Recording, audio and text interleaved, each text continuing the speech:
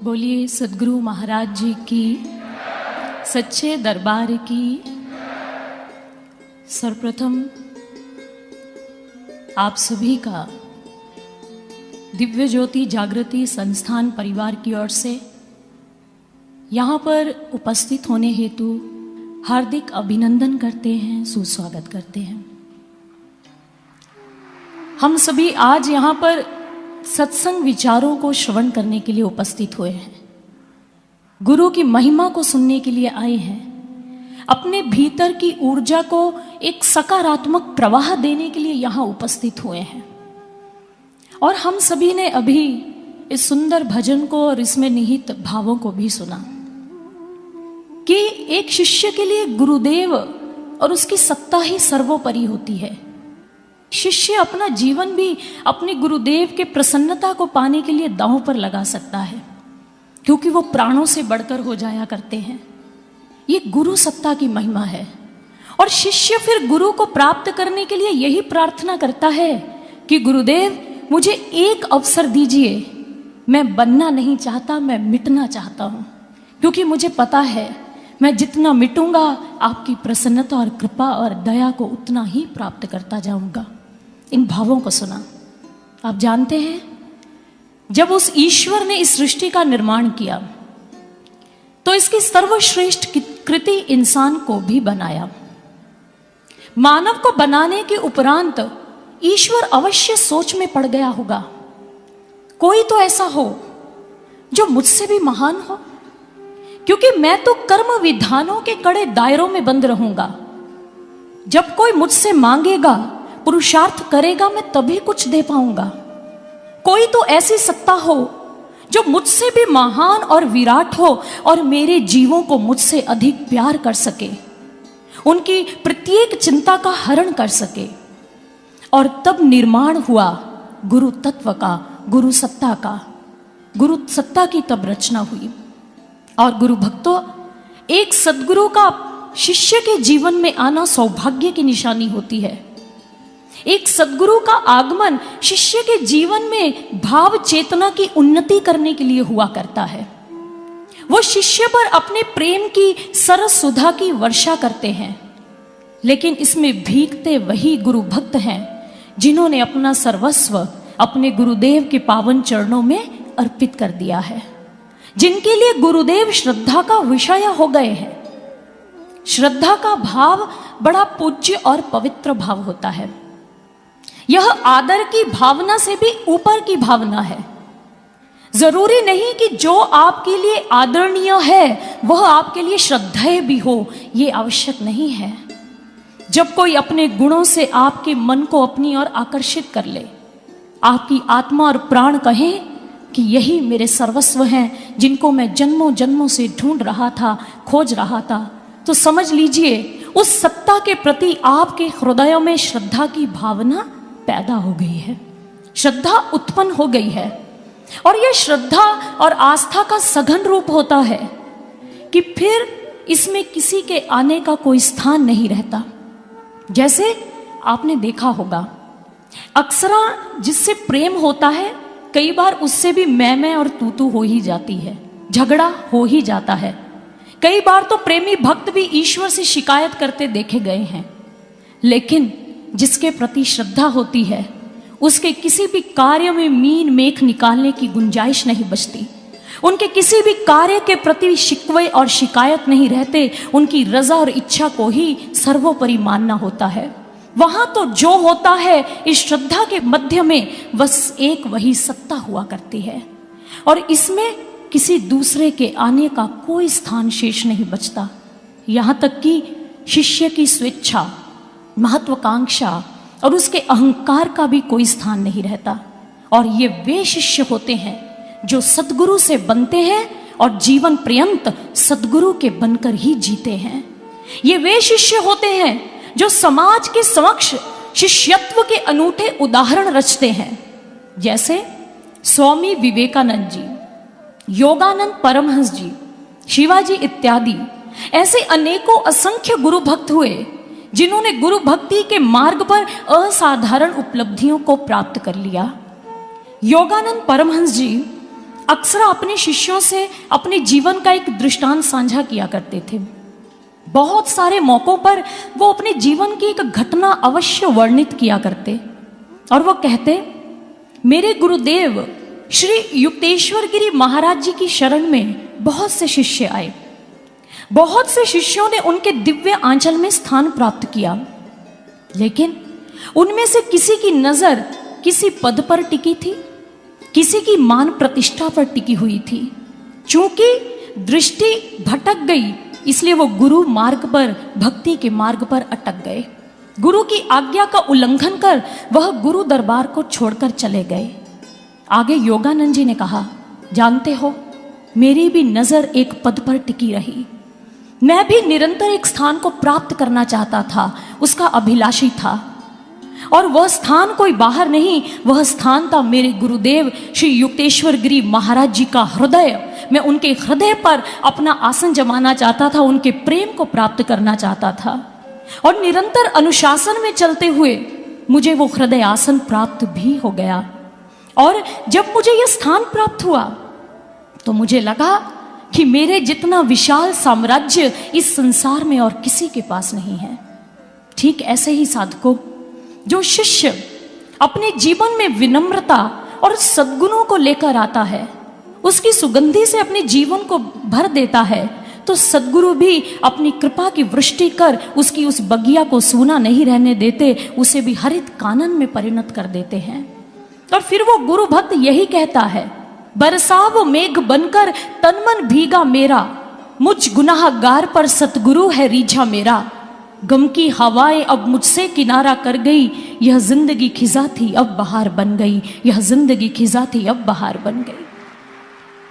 जो इन सद्गुणों से आधारित जीवन जीता है, उसका जीवन फिर ऐसा ही होता है जिसको अभी आपने श्रवण किया। गुरु भक्तों, सोचने की बात है, समझने की बात है कि जब सद्गुरु का जीवन में आगमन होता है तो सद्गुरु भी एक मौसम और ऋतु को लेकर आते हैं शिष्य के जीवन में। यूं तो जो भी मौसम प्रकृति में आते हैं वो अपनी ताकत का सैलाब लेकर आते हैं। जैसे बसंत आती है तो पत्ते पत्ते और कली कली में जीवन रस भर जाता है। पतझड़ आता है तो मानो टहनी तक का दम घोंट देता है। गर्मी आती है तो ये धरती झुलस जाती है और सर्दी में सर्द हवाओं से ठिठुर उठती है। लेकिन जब सद्गुरु एक शिष्य के जीवन में आते हैं तो गर्मी, सर्दी, पतझड़, बसंत, इस सबसे अलग एक ऋतु और मौसम लेकर आते हैं, और वो मौसम होता है त्याग, समर्पण और कुर्बानी का मौसम। बाकी मौसम में, ऋतुओं में प्रकृति अपनी टहनियों को, पत्तों को, फूल को बचाकर रखना चाहती है, उन्हें बचाने की कोशिशें करती है। लेकिन यह ऋतु ऐसी है त्याग और समर्पण की, जिसमें शिष्य को अपनी पत्ती, टहनी, शाखा, फूल नहीं, अपितु अपनी जड़ को, यानी कि अपने सर्वस्व को अपने गुरु के चरणों में अर्पित करना होता है, भेंट स्वरूप में न्योछावर करना पड़ता है। और किसी ने कहा भी, त्याग और समर्पण का इतिहास लिखने के लिए स्याही की फीकी रंगत की आवश्यकता नहीं पड़ती, जिगर के गाढ़े खून की जरूरत पड़ती है। और इन समर्पण का मंजर देखने के लिए, ऐसे मौसम का दृश्यावलोकन करने के लिए फौलाद सा दिल होना जरूरी है। और ये ऋतु उन्हीं शिष्यों को अपनी सर आंखों पर सजाती है जिनके हृदय में अपने गुरुदेव को प्राप्त करने के लिए गजब का जुनून हो, उनके हृदय में समुद्र सी गहराई हो और ज्वालामुखी सा उबाल हो।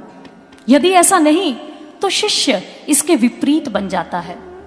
अपनी दूषित मानसिकता के कारण, मन में पनप रही महत्वाकांक्षाओं के कारण, कुछ बनने की चाहत में अहंकार को मिटाने का गुर भूल जाता है। और यह तो गुरु शिष्य संबंध की प्रथम शर्त है, पहला नियम है। जहां मैं होती है, अहंकार होता है, वहां गुरु का मार्ग छूट जाता है, उसे फिर शिष्य पकड़कर नहीं रख सकता है। फिर गुरु के आदर्शों और उनकी प्रेरणाओं की अवहेलना होनी शुरू हो जाती है। गुरु की आज्ञाओं का तिरस्कार करना वो शिष्य प्रारंभ कर देता है, उनकी अहमियत को भूल जाता है। और फिर उसके उपरांत वो अपने जीवन की सबसे बड़ी भूल कर बैठता है। और वो भूल क्या है? अपने गुरु के आदर्शों की हत्या करना। उनकी आज्ञा का उल्लंघन कर देना, उसका अतिक्रमण कर देना। और आज इतिहास में ऐसे असंख्य गुरुद्रोहियों के नाम दर्ज हैं जिन्होंने अपने गुरु के मार्ग का द्रोह किया, उनके मार्ग का उल्लंघन करके बैठ गए और जीवन रीते हाथ ही रहा।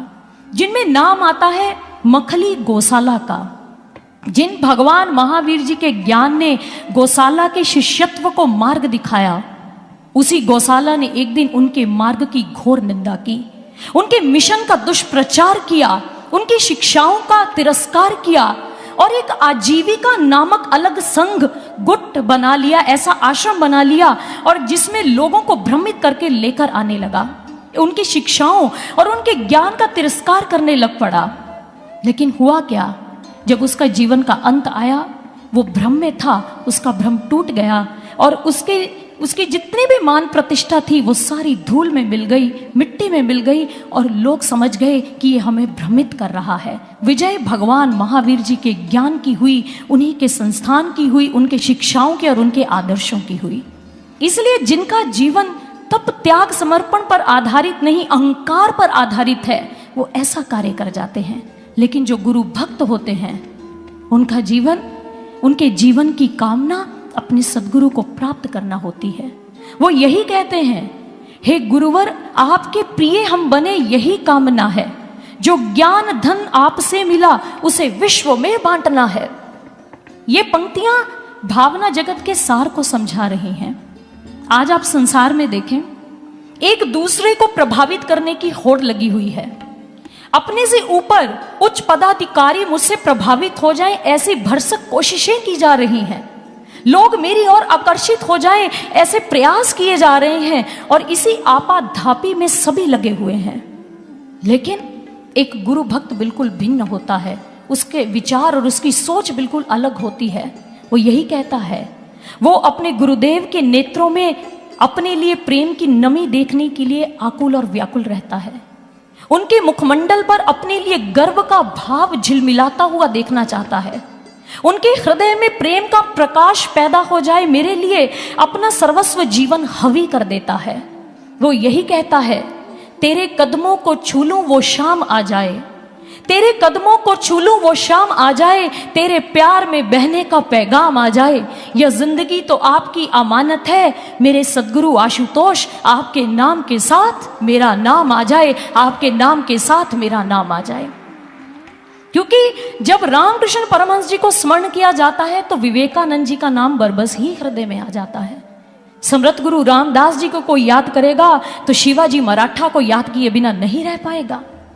इसलिए एक शिष्य की चाहत और उसकी कामना यही होती है कि सद्गुरु मैं आपका कार्य करूं, मैं आपकी सेवा में एकजुट होकर, एक निष्ठ होकर लगन से उसे संपन्न कर पाऊं। वो अपने गुरुदेव की सेवा को, उनके मिशन को और उनके ज्ञान को ही प्राथमिकता देता है। मुझे घटना याद आ रही है। कहते हैं कि बौद्ध सूत्र नामक ग्रंथ जो कि चीनी भाषा में लिखा हुआ था, और जापान के एक संत है तेप यूजेन जी। संत तेप यूजेन के मन में बात आई कि ये चीनी भाषा में जो बौद्ध सूत्र ग्रंथ लिखा है, क्यों ना ये जापानी भाषा में भी लिखा जाए, ताकि जिनको चीनी भाषा नहीं आती, पढ़नी नहीं आती, वो समझ नहीं सकते, वो भी इस ग्रंथ का अध्ययन करके लाभ प्राप्त कर सकें।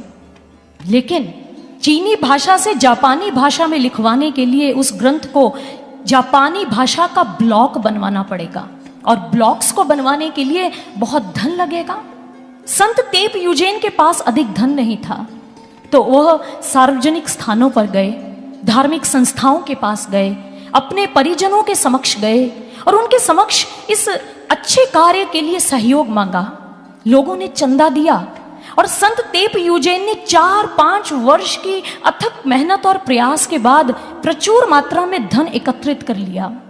अब जैसे ही जापानी भाषा का ब्लॉक बनने ही लगा, तभी जापान के अंदर एक प्रसिद्ध नदी है यूजी। उस यूजी नामक नदी में बाढ़ आ गई, जल प्लावन हो गया।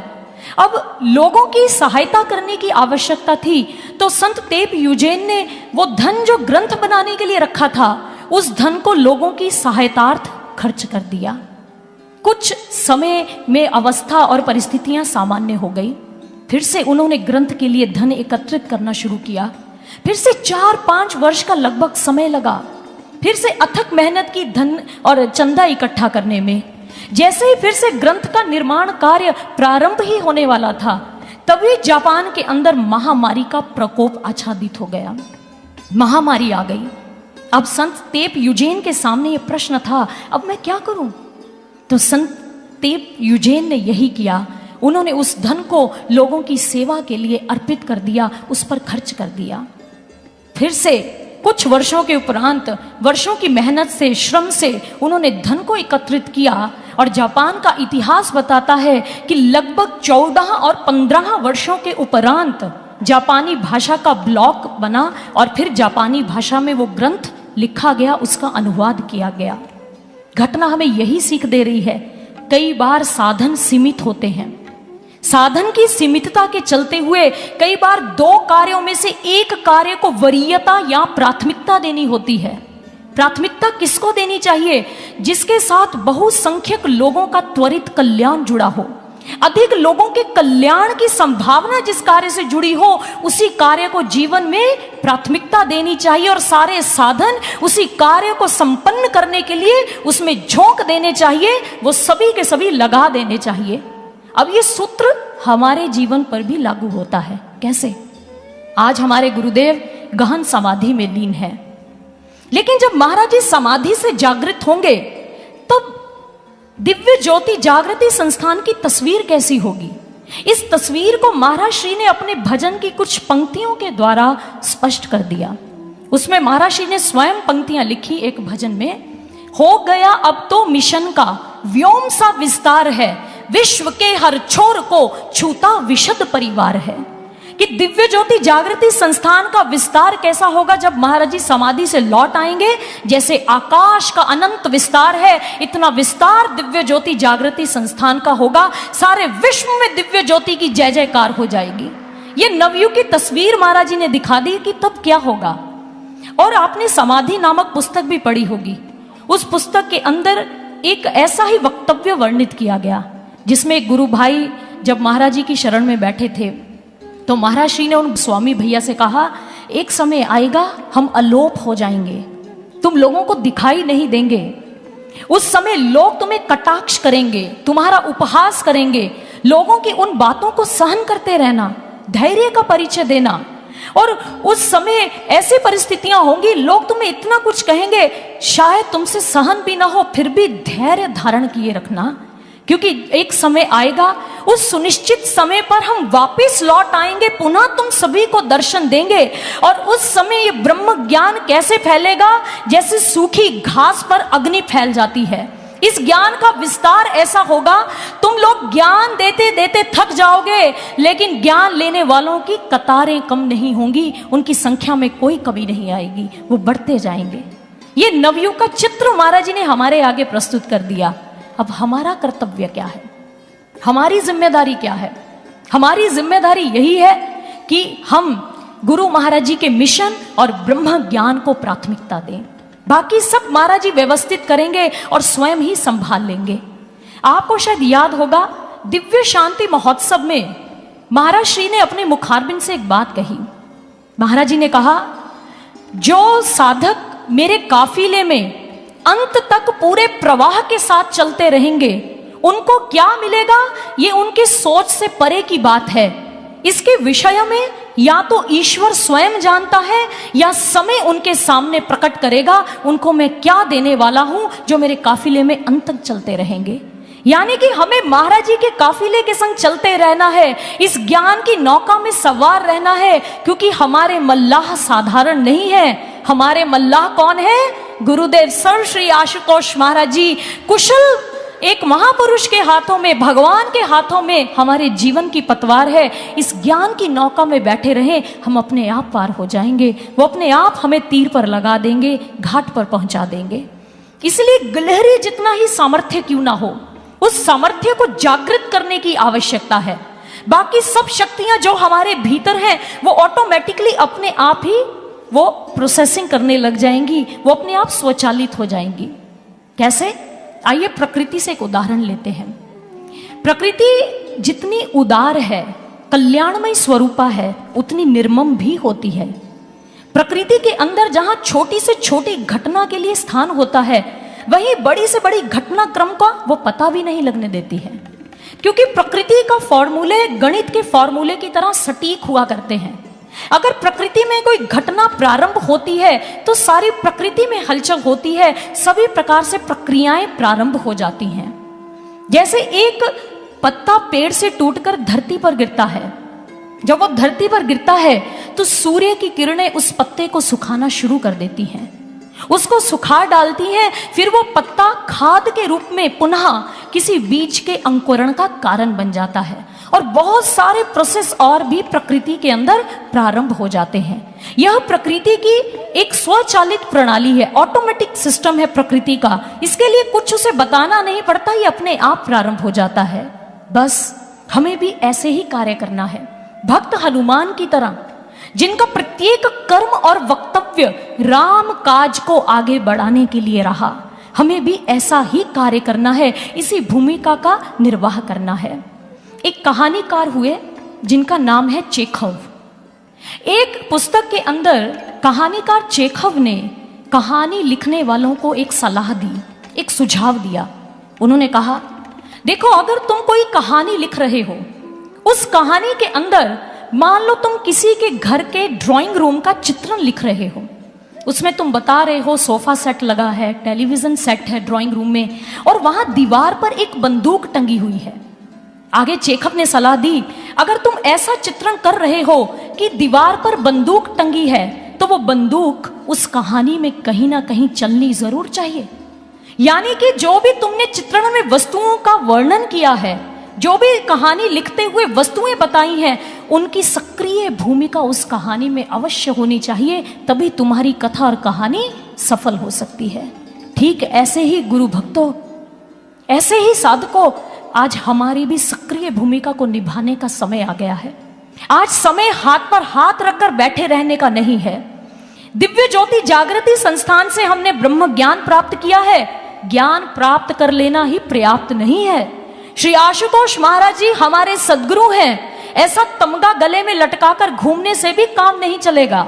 अब स्वार्थ को गले लगाने का समय नहीं है, यह समय है लक्ष्य के प्रति समर्पित होने का, यह समय है तप, त्याग, तितीक्षा और बलिदान का, यह समय है गुरुदेव के विश्व शांति के महान पवित्र उद्देश्य के प्रति अपनी पूरी समर्पित भाव को दिखाने का, उसके प्रति और अधिक गंभीर हो जाने का।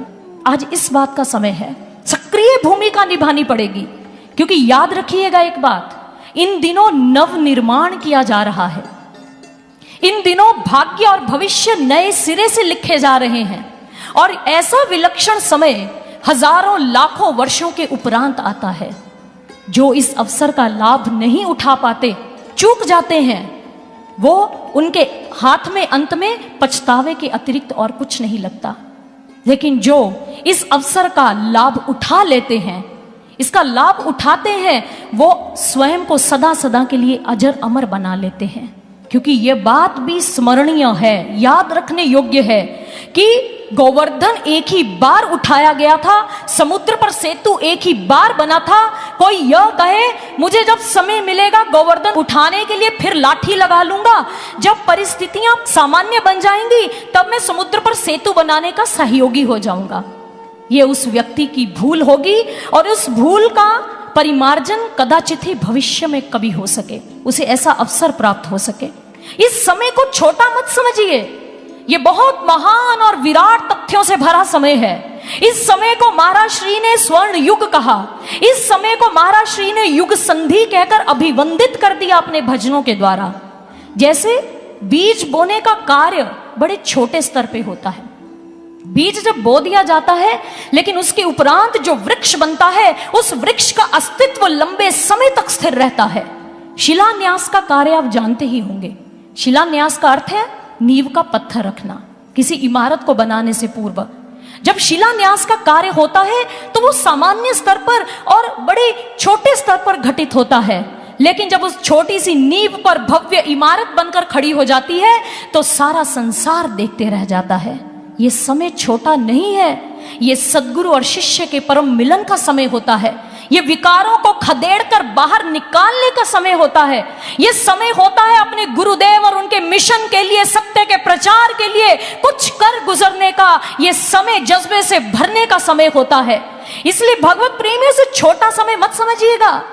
इस समय में जो गुरुदेव के चरणों में अपना पूर्ण रूपेण समर्पण कर देंगे, वो मानव, वो मनुष्य बाहर से तो साधारण ही दिखाई देंगे, लेकिन उनका मानस, चिंतन और उनका दृष्टिकोण असाधारण स्वरूप से परिवर्तित हो जाएगा।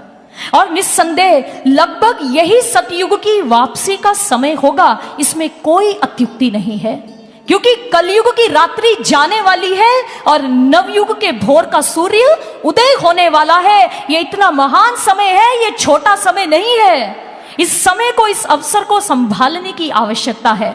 इसलिए सक्रिय भूमिका निभानी है, सक्रिय होकर कार्य करना है। और महाराज श्री ने अपने भजन के माध्यम से हमें पुकारा, हमारा आह्वान किया और उन्होंने लिखा, काम बड़ा है आज सामने सतयुग के निर्माण का, गीध गिलहरी वानर भालू के जैसे अभियान का। अपनी जो भी बनी भूमिका उसको आज निभाना है, इस कारण के लिए समर्पण की जौहर दिखाना है।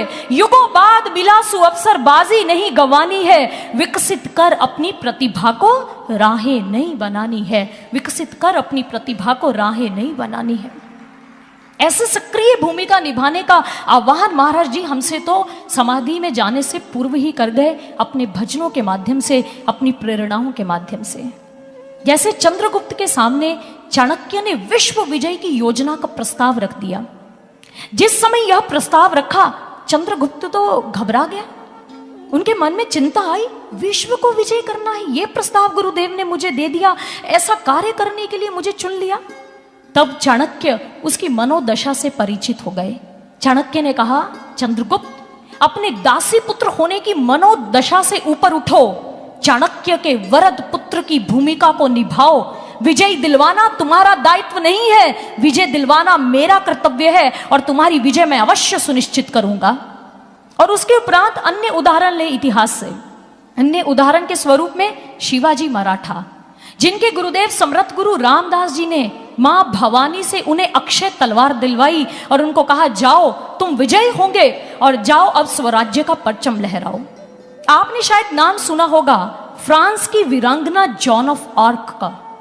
कहते हैं जब वो बहुत छोटी थी तो उनको दिव्य अनुभूतियां हुआ करती थी कि मुझे अपने राष्ट्र का नेतृत्व करना है, मुझे अपने राष्ट्र को अंग्रेजों के चंगुल से मुक्त करवाना है।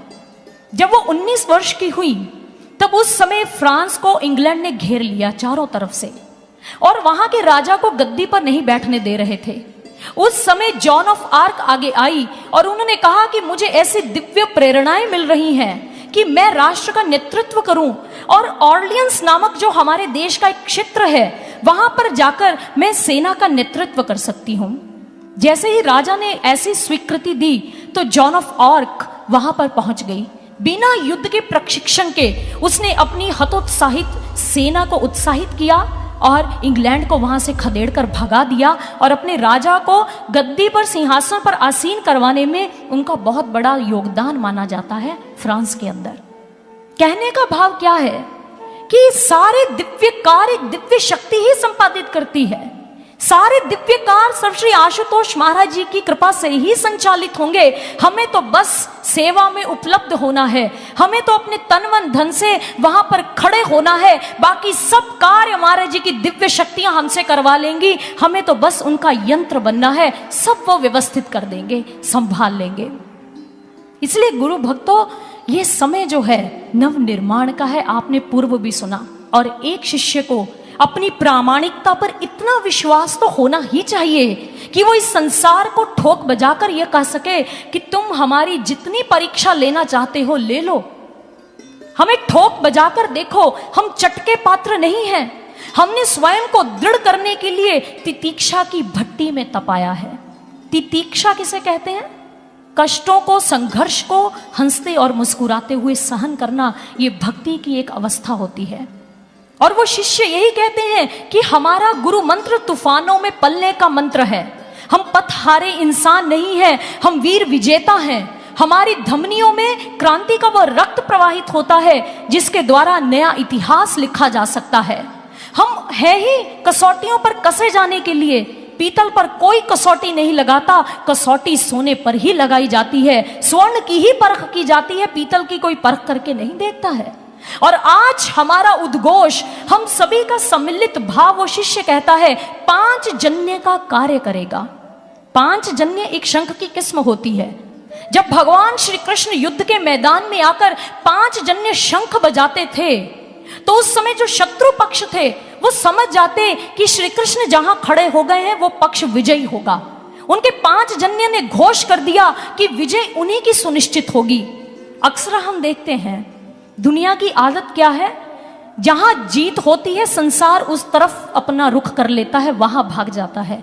लेकिन जहां भगवान होते हैं जीत स्वयं उनके चरणों में आकर झुक जाया करती है। और जहां सर्वश्री आशुतोष महाराज जी और उनका मिशन खड़ा है, हम सभी की जीत वहीं पर सुनिश्चित है। भगवत प्रेमियों, इधर उधर देखने की और इधर उधर जाने की कोई आवश्यकता नहीं है।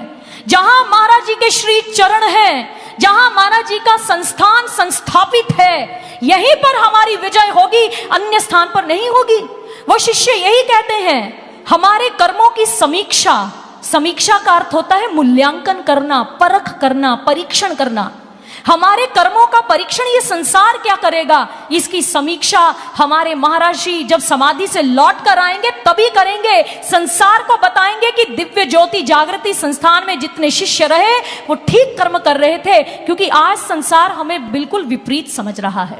वो समझ रहा है इनकी मानसिकता में कुछ रोग आ गया है। लेकिन भगवत प्रेमियों, वो शिष्य अपनी परीक्षा के लिए स्वयं समाज का आह्वान करता है, अपनी प्रामाणिकता को सिद्ध करता है और वो यही कहता है, हम कंचन है कांच नहीं, ले लो अग्नि परीक्षा, सुख की नहीं कष्ट सहने की हमने ली है दीक्षा। चाहे ठोक बजाकर देखो चटके पात्र नहीं है, अंगारों में तपे हुए हैं मिट्टी मात्र नहीं है, दृढ़ बनने के लिए सही है हमने बहुत तितिक्षा, हम कंचन है कांच नहीं, ले लो अग्नि परीक्षा। पथ हारे इंसान नहीं, हम है वीर विजेता, क्रांति रक्त में बहती हम है इतिहास विजेता, तूफानों में पलने की हमने पाई है शिक्षा, हम कंचन है कांच नहीं, ले लो अग्नि परीक्षा। उतरेंगे खरे सदा हर एक कसौटी पर ही, 5 जन्य का घोष करेगा आज हमारा स्वर ही, युग प्रणेता आशुतोष करेंगे अपनी कार्य समीक्षा, हम कंचन है कांच नहीं, ले लो अग्नि परीक्षा, सुख की नहीं कष्ट सहने की हमने ली है दीक्षा, कष्ट सहने की हमने ली है दीक्षा। ये कहने की बारी है। कब कहेंगे संसार को, अब नहीं तो कब, अभी कहने का समय है। इसीलिए ये नव निर्माण का समय है, बात वहीं से शुरू हुई थी। नव निर्माण का आधार क्या होता है? क्या बातें करना, कुछ सुन लेना? नहीं, नव निर्माण का प्रथम करण होता है आत्मनिर्माण। उसका आधार होता है स्वयं में सुधार करना, स्वयं के अंदर परिवर्तन लेके आना। क्योंकि आज अक्सर संसार की ये आदत है, साधकों की भी, कुछ साधकों की भी, हमारी भी ये आदत होती है कि हम दूसरों की कमियों को देखते हैं, उसके अवगुणों को टटोलते हैं। जैसे लोमड़ी थी ना, उसमें अंगूर खाने की इच्छा शक्ति थी, लेकिन अपनी असमर्थता को छिपाने के लिए उसने सारा दोष अंगूरों पर लगा दिया कि जी अंगूर खट्टे हैं, वहां कोई मत जाना। दोष स्वयं में है, असमर्थ है, और दोष किसी और पर लगा दिया। आज हम ऐसा ही करते हैं, कमी, अपनी कमी और दोष गलतियों को छुपाने के लिए दूसरों के ऊपर हम दोष मढ़ देते हैं, दूसरों के अवगुणों को टटोलना शुरू कर देते हैं। याद रखिएगा, दृष्टि 2 प्रकार की होती है, एक मधुमक्खी की भांति, एक साधारण मक्खी या मक्षिका की तरह। मधुमक्खी क्या करती है? जो शहद बनाने का कार्य करती है। मधुमक्खी का एक ही कार्य है, फूलों पर जाना है, मकरंद और रस को चूसना है, मिठास पैदा करनी है। उसका एक ही ध्यान है, एक ही लक्ष्य है कि मुझे मिठास पैदा करनी है, मधुरता पैदा करनी है। उसकी ये दृष्टि है, और ये अच्छे साधकों की दृष्टि हुआ करती है। लेकिन जो साधारण मक्खी है वह गंदगी और दुर्गंध पर ही बैठना पसंद करती है। वो साफ सफाई वाले स्थान पर नहीं आती, वो गंदगी की ओर ही बढ़ जाती है। हमें कैसा बनना होगा? हमें गुरु के भक्त और अच्छे शिष्य बनना है। हमें अपनी गलतियों पर सुधार करना है। हम आत्मनिरीक्षण करें, आत्म परीक्षण करें, आत्म मंथन करें, क्योंकि हमारे गुरुदेव ने हमें वो महान ज्ञान दिया है। हम अपना आत्मनिरीक्षण करके देखें जहां गलती है तुरंत उसे सुधार लें, जहां पर विकार है तुरंत उसकी चिकित्सा कर दें, जहां बुरी आदत है उसे निकालकर अच्छी सही आदतों को अपने भीतर उतारें, अपने आचरण में लेकर आए। आज हमें यह कार्य करना होगा। आज महाराज जी समाधि में है, लेकिन समाधि में जाने से पहले, उससे पूर्व भी, समाधि में जाने के बाद भी और आज के इस वर्तमान समय तक हमें महाराज श्री अपनी कृपा से यहां ले आए। और महाराज श्री अपने प्रत्येक भजन के द्वारा, अपने प्रत्येक प्रवचन के द्वारा महाराज श्री इस मंच से जो भी कहा जाता है, गाया जाता है, उसके माध्यम से आज तक हमें पुकार लगा रहे हैं। महाराज श्री क्या कह रहे हैं? वो कह रहे हैं, इसलिए खड़ा रहा कि तुम मुझे पुकार लो, पुकार कर दुलार लो, दुलार कर सुधार लो। उजाड़ से लगा चुका उम्मीद में बहार की, निदाग से उम्मीद की बसंत के बयार की। मरुस्थली मरीचिका सुधामयी मुझे लगी, अंगार से लगा चुका उम्मीद में तुषार की। है मनुष्य कहाँ जिसे न भूल शूल सी गड़ी, इसलिए खड़ा रहा कि भूल तुम सुधार लो, इसलिए खड़ा रहा कि तुम मुझे पुकार लो, तुम मुझे पुकार लो। आइए अब इस पे थोड़ी विवेचना करें, इसको समझने का भी प्रयास करें और बात सरल ढंग से समझ आएगी। गुरु महाराज श्री समाधि में जाने से पहले और आज तक हमें पुकार रहे हैं कि तुम्हारे अंदर उतर कर कार्य करना चाहता हूं, मुझे कार्य तो करने दो। मैं तुम्हारे भीतर आना चाहता हूं, तुम्हारी प्राण शक्ति बनकर, तुम्हारा आत्मविश्वास बनकर, तुम्हें उत्साहित करने के लिए, ऊर्जावान बनाने के लिए, लेकिन तुम सुधर ही नहीं रहे हो। उन्होंने कहा उजाड़ से लगा चुका उम्मीद में बहार की। उजाड़ में कभी बहार आती है? नहीं, उजाड़ तो उजाड़ ही होती है और बहार बहार होती है। गुरु महाराज जी कह रहे हैं, शिष्यों में जो अवगुणों की उजाड़ है उसे बदल लो, अपने भीतर सद्गुणों की बहार ले आओ। वो ऐसी उम्मीद हमसे लगा बैठे हैं। निदाग से उम्मीद की बसंत के बयार की। निदाग कहते हैं गर्मी की ऋतु को, ताप को, ग्रीष्म ऋतु को। हमारे अंदर ईर्ष्या और द्वेष का ताप है और महाराज श्री उम्मीद लगा बैठे हैं कि हम अपने अंदर मधुमास लेकर आए। बसंत जब आती है सब कुछ खिल जाता है, पल्लवित होता है। हम जहां जाएं लोग प्रसन्नता से भर जाएं, क्योंकि संसार में बड़े दुख और कष्ट हैं। आशुतोष महाराज जी का शिष्य एक उनके पास जाकर खड़ा हो जाए तो लोगों को पता लग जाए ये निदाग नहीं है, ये गर्मी ताप नहीं लेकर आया, ये बसंत की बहार लेकर आया है, ये मधुमास और ऋतुराज लेकर आया है। हमें ऐसे बनना है, गुरु महाराज जी हमसे आशा कर रहे हैं। मरुस्थली मरीचिका सुधामयी मुझे लगी। मरीचिका का अर्थ क्या होता है? भ्रम। अगर रेगिस्तान में कोई व्यक्ति जाए तो उसे प्यास लगे और रेत को देखे तो उसे ऐसा भ्रम होता है कि इसमें जल है, भ्रम रहता है, मरीचिका है। महाराज जी कह रहे हैं, हमें संदेश दे रहे हैं कि भाई जो इस संसार की मृग तृष्णा में उलझे हैं, इस भ्रम में है कि संसार की वस्तुओं में आनंद कहीं बाहर पड़ा है, सुधामयी, सुधा का अर्थ होता है अमृत, ज्ञान का अमृत बांटो उनको, जाकर उन्हें बताओ ये सुख जो है तुम्हारे भीतर है, कहीं बाहर नहीं है, वो ईश्वर और उसकी शक्तियां तुम्हारे अंदर अवस्थित हैं। ऐसे ज्ञान के अमृत को बांट दो, ये हमें संदेश दे रहे हैं। आगे क्या है? आगे है अंगार से उम्मीद की तुषार की। अंगार आप समझते हैं अग्नि, हम विकारों की अग्नि में जल रहे हैं, विकार ही विकार है। एक गलती को सुधारते दूसरा विकार खड़ा हो जाता है, फिर तीसरा आ जाता है। ये शिष्य का कर्तव्य है धीरे धीरे करके उन पर कार्य करते जाना। विकारों की अग्नि में हम झुलस रहे हैं और गुरुदेव हमें कह रहे तुषार बन जाओ। तुषार होता है हिमकण, बर्फ, शीतलता जो ठंडक देता है। बस तुम्हें ऐसा बनना है, संसार में शीतलता ही शीतलता पहुंचानी है। पहले स्वयं शीतल होगे तभी तुम दूसरों को शांति और ठंडक पहुंचा पाओगे, उससे पूर्व नहीं। है मनुष्य कहाँ जिसे न भूल शूल सी गड़ी। ऐसा साधक ढूंढ रहा हूं मैं जो कहे महाराज जी मुझ में कमी है, मैं अपने दोष को, गलती को स्वीकार करता हूं क्योंकि मैं आपके लिए स्वयं को बदलना चाहता हूं। वो भजन यही कह रहा था, मैं मिटना चाहता हूं आपके लिए, यही चाहत है मेरे अंदर। गुरु महाराज श्री मुझे ऐसा अवसर दीजिए। महाराज जी कहते कौन है जो ये कह रहा है? हमें ये टटोलना है, अपना आत्मनिरीक्षण करना है। इसलिए खड़ा रहा कि भूल तुम सुधार लो, इसलिए खड़ा रहा कि तुम मुझे पुकार लो। ये भाव जो है, ये पंक्तियां हमें यही सीख दे रही हैं। जैसे ट्रैफिक के नियमों में एकांगी मार्ग का बोर्ड लगा होता है। ये वन वे ट्रैफिक का कायदा हमारे जीवन में भी लागू होता है कि खुद की ओर लौट चलो, स्वयं के अंदर जाओ, स्वयं के भीतर उतर कर कार्य करो। यही महाराज श्री हमसे उम्मीद लगाकर बैठे हैं और उस उम्मीद को हमने पूर्ण करना है, हमने उसे सकारात्मक प्रवाह देना है, ऐसी दिशा प्रदान करनी है।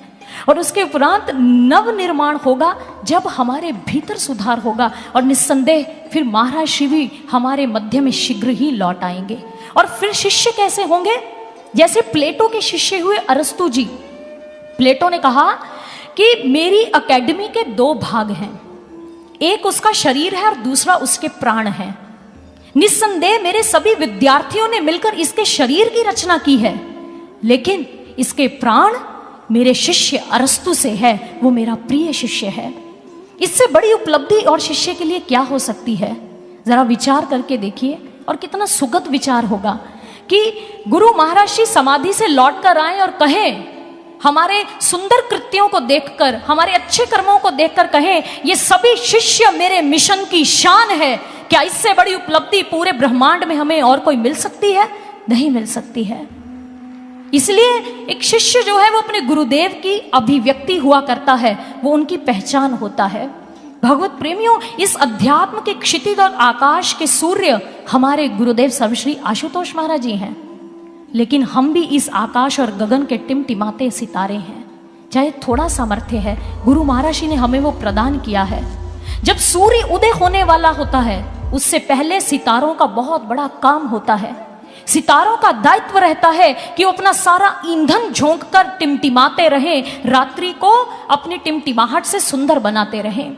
बस ठीक ऐसे ही हमें भी अपना पूरा सामर्थ्य झोंक कर महाराज जी के जागृत होने से पूर्व अपने आप को सुधारना है, आत्मनिर्माण करना है, मिशन के कार्य में सहयोग देना है। हमने इस मिशन के लिए बढ़ चढ़कर अपनी सेवाएं अर्पित करनी है। गुरु महाराज जी के मुझे एक बात भी याद आ रही है। एक बार एक स्वामी भैया ने महाराज जी से प्रश्न किया था, महाराज जी आप अपने शिष्यों को सदैव आगे रखते हैं, मीडिया चैनल्स पर देखें आपके शिष्य आते हैं, व्यासपीठ हो, कथा का मंच हो, कोई और आध्यात्मिक मंच हो, वहां पर आपके शिष्य ही आगे रहते हैं, संस्थान का वो प्रतिनिधित्व करते हैं। लेकिन गुरु महाराज जी ये संसार आपको कैसे जानेगा? आप तो पर्दे के पीछे रहते हैं। ये संसार कैसे जानेगा कि प्रत्येक परिवर्तन क्रांति के पीछे आपकी कृपा का हाथ है? और जो ये यंत्र बोल रहे हैं या कुछ सुना रहे हैं, इन यंत्रों की विद्युत और इसकी दिव्यता आपकी कृपा है।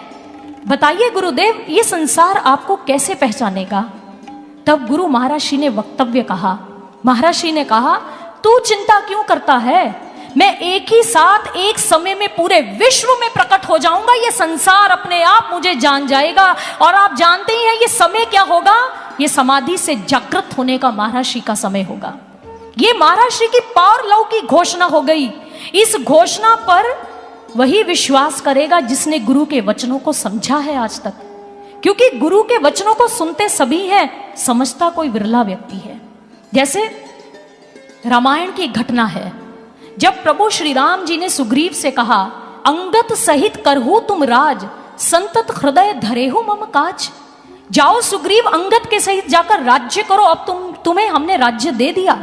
लेकिन सुग्रीव याद रखना, अपने मन में हमारे कार्य को प्राथमिकता देना, अपने मन में हमारे कार्य की याद रखना कि सीता की खोज में तुम्हें सहयोगी बनना है।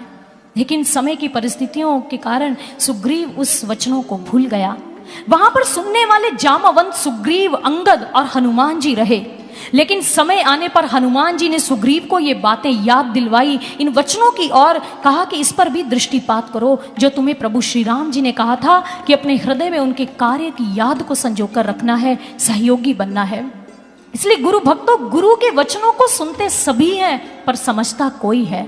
और समझता कौन है? जैसे क्रिस्टोफर पाई एक विचारक हुए, उन्होंने कहा, a true teacher would never tell you what to do, but he would give you the knowledge with which you could decide what would be the best for you to do. एक सदगुरु आपको कभी यह नहीं बताता तुम्हारे लिए सही क्या है और गलत क्या है, तुम्हें क्या करना है नहीं करना है, लेकिन सदगुरु आपको ज्ञान ऐसा देता है जिस ज्ञान की गंगा में डुबकी लगाकर आप स्वयं जान जाते हैं कि मेरे लिए उचित क्या है और अनुचित क्या है। बात यहां पर साधना सुमिरन की आ रही है। जानते हैं साधना की वैल्यू क्या है, उसकी मूल्यता क्या है? गुरु भक्तों, जिस प्रकार से रसोई में खाद्य पदार्थ बनाने के लिए, कुछ भोजन बनाने के लिए बर्तन, ईंधन और खाद्य पदार्थ की जरूरत है, इनमें से एक वस्तु के अभाव में भी आप भोजन नहीं बना सकते। जैसे 5 तत्वों से मिलकर हमारा शरीर बना है, एक तत्व के अभाव में, कमी में शरीर की कल्पना नहीं की जा सकती। जिस प्रकार से कविता लिखने के लिए कागज, कलम, स्याही और अंगुलियों के समन्वित स्वरूप की जरूरत होती है, ठीक इसी प्रकार से अगर एक साधक आध्यात्मिक पथ पर आगे बढ़ना चाहे तो अपने आत्मिक विकास के लिए उसे सेवा और साधना के समन्वित स्वरूप को लेकर चलना पड़ता है। साधना और साधक का अटूट रिश्ता होता है। साधना है तो साधक का अस्तित्व कायम है। साधना जहां छूटती है वहां साधकता भी टूटने लगती है, खंडित होने लग जाती है। यह साधना ही है जो हमें सेवा के लिए गुरु का यंत्र बना देती है। यह साधना ही है जो अब हम सेवा के कर्म क्षेत्र में उतरते हैं तो साधना हमें ऊर्जा और शक्ति प्रदान करती है उस कार्य को लगन और जुनून के साथ करने के लिए, उस सेवा को पूर्ण करने के लिए। और ये साधना हमें समझाती है कि सेवा मजदूरी नहीं, सेवा मजबूरी नहीं, सेवा गुरु का दिया अनुपम उपहार है। मन की यह मैल मिटाए, कर्म बंधन से छुड़ाए, यही तो अहंकार का करती संहार है, यही तो अहंकार का करती संहार है। ये सेवा की महानता है। सेवा गुरु का अनुपम उपहार होता है जब एक सेवक की झोली में आता है। एक बार गुरु महाराज जी ने एक शिष्य से पूछा, बताओ सेवा कितनी प्रकार की होती है? उन्होंने कहा, महाराज जी 3 प्रकार की, तन, मन और धन, 3 प्रकार से सेवा की जाती है। महाराज जी ने कहा, यह बताओ इनमें से महान सेवा कौन सी है, सर्वश्रेष्ठ कौन सी सेवा है? वो सोच में पड़ गए कि तीनों ही समान है, तीनों की महानता है। तो महाराज जी ने स्वयं ही उत्तर दिया। महाराज जी ने कहा, देखो, अगर तुम्हें तन की सेवा मिल रही है, मान लो तुम सभी की पादुका का निरीक्षण और ध्यान दे रहे हो, सेवा को कर रहे हो, लेकिन तुम अपनी वाणी से कुछ अपशब्द बोलते हो, कटु व्यवहार करते हो, तुम्हें सेवा का फल तो मिलेगा, लेकिन जो गुरु की प्रसन्नता रूपी मेवा मिलना चाहिए, जो सेवा का सर्वश्रेष्ठ फल है, शायद तुम उससे वंचित रह जाओ। अब मान लो किसी ने धन से सेवा की है, धन दे दिया, संस्थान में सेवा दी, और मन में आ रहा है कि भाई ये पैसा तो बिजनेस में खर्च करना चाहिए था, ओहो ये तो मैं अपने घर में लगा सकता था, धन इसको तो मैं अपने बच्चों पर लगा सकता था। महाराज जी ने कहा, मनी तो दी, लेकिन मनी राम कहाँ घूम रहा है? मन की बात कर रहे, मनी राम कहाँ घूम रहा है? तो ये सेवा आपको अधूरापन देगी, वे आपको सफलता नहीं देगी, आत्मिक विकास प्रदान नहीं कर पाएगी। इसलिए महाराज जी ने कहा, तन या धन की सेवा हो, उसका आधार मन होना चाहिए। मन अगर गुरुदेव के चरणों में अर्पित है तो सेवा अपने आप सफल हो जाती है। और ये सेवा की महानता साधना में उतरने से ही समझ आती है, उससे पूर्व नहीं। एक पिछले दिनों अनुभव आया, एक गुरु बहन साधना कर रही थी और उनका नियम है कि वो निरंतर अभ्यास करती हैं, ध्यान में बैठती हैं। और उन्होंने साधना में बैठकर एक अनुभव देखा कि महाराज जी वहां प्रकट हुए और महाराज जी के हाथ में एक शंख है। महाराज जी ने उस शंख को एक बार बजाया, फिर दूसरी बार उसमें ध्वनि की, वो आवाज कुछ और दूर गई। जब तीसरी बार उस शंख को बजाया तो आवाज पहली दोनों बार की ध्वनि से बहुत और आगे निकल गई। महाराज जी ने उन गुरु बहन को कहा, समझी कुछ?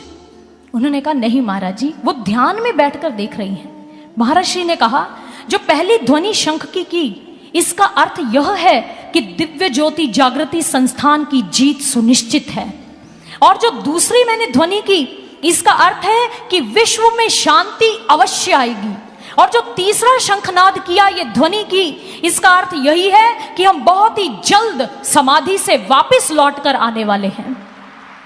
और इसलिए किसी गुरु भक्त ने लिख दिया इस अनुभव को, गूंज उठा शंखनाद, यही वक्त की आवाज है, सतगुरु के पावन हाथों से ही सतयुग का आगाज है, सतयुग की शुरुआत है। वो कह रहा है कि जैसे ये शंखनाद मैंने अपने भीतर सुना, ये शंखनाद अब बाहर होने वाला है जब महाराज जी जागृत होंगे।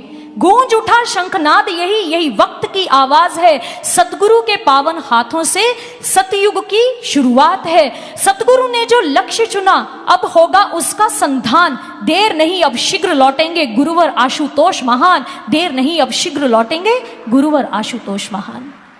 ये साधना में बैठकर उन्होंने प्राप्त किया, लेकिन उनको तो पता चल गया कि महाराज जी शीघ्र लौटने वाले हैं, दिव्य ज्योति की विजय होगी, विश्व में शांति अवश्य आएगी। लेकिन हम क्या करते हैं? हम एक दूसरे को पूछते हैं, महाराज जी कब आएंगे, इतना समय हो गया। आप यह क्यों नहीं सोचते कि उनके लौटने में इतना समय कम हो गया, इतना समय कम हो गया उनके वापस आने में। हम पॉजिटिव क्यों नहीं सोचते हैं? और हम इधर उधर की बातों में आ जाते हैं, महाराज जी क्यों नहीं आ रहे, कब आएंगे, फिर यहां आकर बातें करते हैं, पूछते हैं। ध्यान में उतरिए, निरंतर साधना कीजिए, साधना में महाराज जी अवश्य उत्तर देंगे। निस्संदेह आज महाराज जी का साकार स्वरूप हमें इन आंखों से दिखाई नहीं दे रहा है, लेकिन ये कमी जो है महाराज जी की, ये कमी संसार में कोई पूरी नहीं कर सकता, जो उनके उस पावन पवित्र देह की कमी है जिसका दर्शन हम नहीं कर पा रहे हैं। लेकिन गुरु भक्तों, शीघ्र ही ये कमी पूरी होगी। गुरु महाराज जी जब लौट कर आएंगे, इसी आसन पर विराजित होंगे, हमारे नेत्र उनको देखेंगे, हमारे कान उनकी दिव्य मधुर वाणी को पुनः श्रवण करेंगे। ये अवसर भी हमारे जीवन में अवश्य आएगा। लेकिन महाराज जी हमसे दूर नहीं, हमारे बहुत समीप है।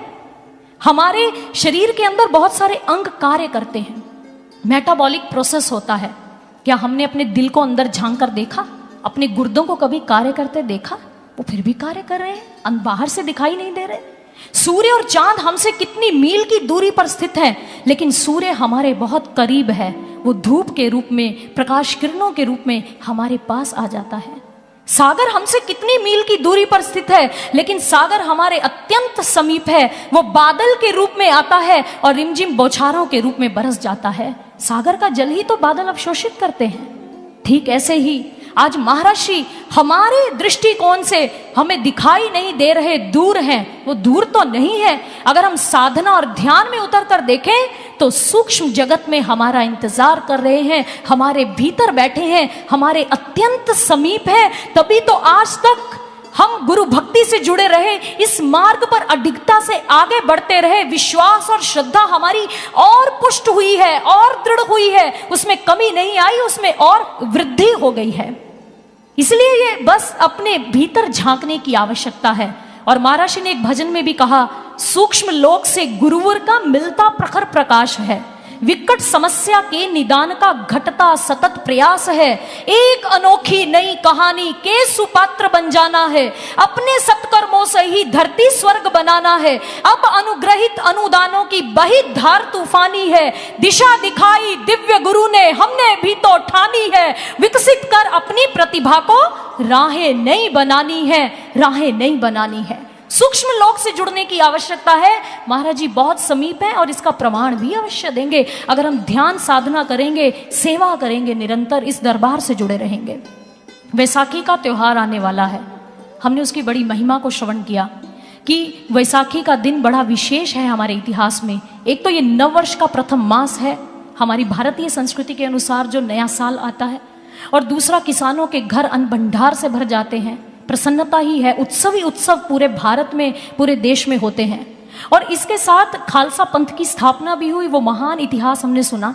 लेकिन इस दिन जलियांवाला बाग का कांड भी हुआ, वो घटनाक्रम भी घटित हुआ, इसको हम कैसे भूल सकते हैं। इस दिन जब हजारों लोग अमृतसर में स्थित जलियांवाले बाग में गए, जिसमें बालक, वृद्ध, स्त्रियां, युवा सभी सम्मिलित थे।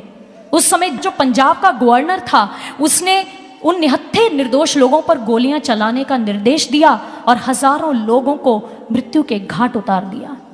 यह दिन जो जलियांवाले बाग में घटना घटित हुई, यह घटना हैवानियत और इंसानियत के संघर्ष की प्रतीक बन गई। यह घटना जलियांवाले बाग के चप्पे चप्पे पर मानवता के बलिदान की गाथा को लिखकर चली गई। यह घटना ही थी जिस दिन से इस घटना के कारण भारत में ब्रिटिश हुकूमत के अंत की शुरुआत हो गई। शहीद ऊधम सिंह जैसे क्रांतिकारियों ने उस मिट्टी को उठाकर अपने मस्तक पर लगाया और संकल्प लिया कि हम अंग्रेजों को अपने भारत से बाहर खदेड़ देंगे। यह संकल्प धारण करने का दिवस था और संकल्प पूर्ण भी हुआ। सन 1940 में जब ऊधम सिंह जी ने लंदन के अंदर जनरल और डायर को गोली से उड़ा दिया, संकल्प पूरित भी किया। इसलिए कहते हैं जो जीवन में घटनाएं घटित होती हैं उनका उतना महत्व नहीं होता, उन घटनाओं से हम जो बन जाते हैं महत्वपूर्ण यह बात हुआ करती है। और कहते हैं इस बात को कि जिनका लक्ष्य ऊंचा और मस्त होता है उनका इम्तिहान भी जबरदस्त होता है, जबरदस्त होता है। अब जो घटनाएं अभी आ रही हैं महाराज जी की समाधि काल के दौरान, ये घटनाएं गुरु भक्तों, साधकों हमें संदेश दे रही हैं कि इम्तिहान जबरदस्त होगा, लेकिन कृपा भी जबरदस्त प्राप्त होगी गुरु महाराज जी की। गुरु महाराज जी अनुग्रहित अनुदान लुटाने पर आ चुके हैं, वो अनुदान बरसा रहे हैं। इसलिए बस संकल्प लेने की आवश्यकता है। ये संकल्प लेकर जाएं, आज हम आत्मनिर्माण करेंगे, अपने भीतर उतरेंगे, साधना सुमिरन सेवा करेंगे, मिशन के साथ कंधे से कंधा मिलाकर डटकर चलेंगे। और गुरु महाराज श्री हम ये वचनबद्धता देते हैं कि अपनी अंतिम श्वास तक हम आपकी प्रतीक्षा करेंगे। आपने हमें जितना प्रेम दिया है, ये प्रेम एक जन्म के लिए बहुत अधिक है, जन्म जीने के लिए हमारी योग्यता से बहुत आगे का प्रेम हमें दे दिया।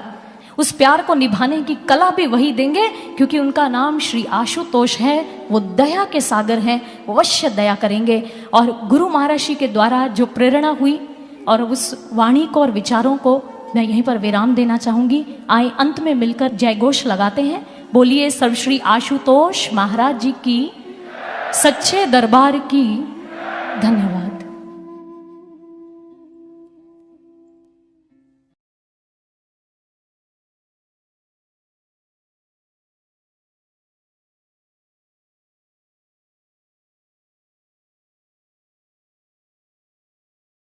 YouTube पर DJJS वर्ल्ड को अभी सब्सक्राइब करें और नियमित सूचनाओं के लिए घंटी का चिन्ह अवश्य दबाएं। साथ ही Instagram, Facebook और Twitter पर करें DJJS वर्ल्ड को फॉलो।